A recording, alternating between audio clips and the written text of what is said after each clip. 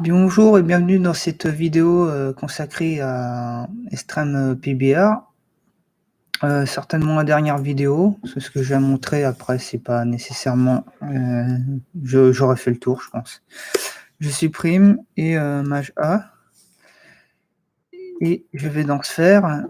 La sphère, je vais choisir une texture en vert. Je clique sur Add. Pour voir, hop, je change le mode de rendu. Si je tourne autour, on voit rien en fait. C'est tout simplement parce que le vert reflète le gris.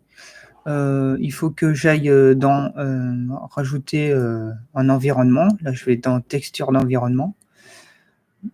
Hop. Et là, c'est tout rose, c'est normal parce qu'il n'y a pas de HDRI. Je vais chercher un HDRI en 8K pour que ce soit à peu près potable. Donc, ça prend un peu de temps à charger. Là, c'est chargé. Vous voyez, vous avez une espèce de boule disco. Pour éviter que ce soit trop boule disco, vous allez sur Utility, vous cochez Shade Smooth. Shade Smooth, là, on adoucit quoi. Et si je vais en mode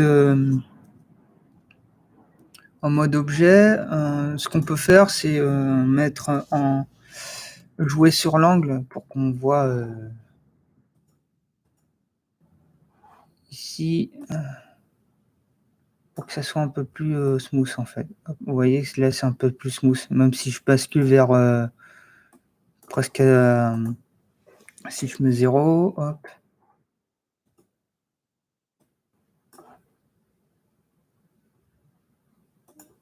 Hop, voilà, ça va adoucir en fait. Je peux rajouter un peu plus, hop.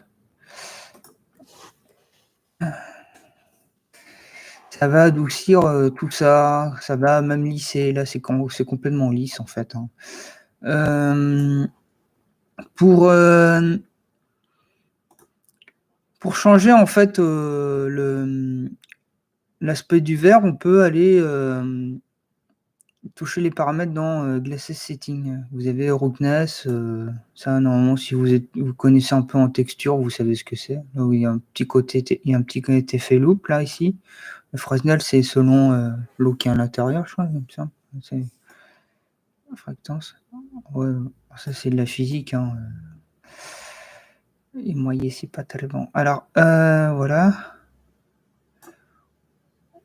Intensité, etc. À vous de voir comment vous voulez faire tout ça, mais admettons, je choisis une couleur ici. Alors, prends là. Ici, j'ai ma sphère et puis je lui choisis une couleur. Maintenant, je vais aller en mode objet, je fais CTRL A, je vais choisir un cube. Je fais GX, hop. Et je vais choisir ma sphère et mon cube. Évidemment, je regarde si je suis en mode objet et je vais faire copy link material.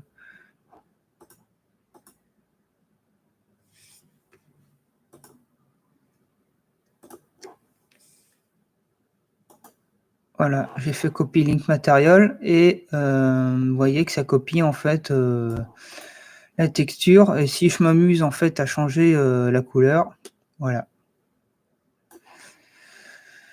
Voilà, c'est à peu près tout ce que j'avais à montrer. C'est des textures en 2K, il y a 600 matériaux. Vous avez vraiment de quoi faire.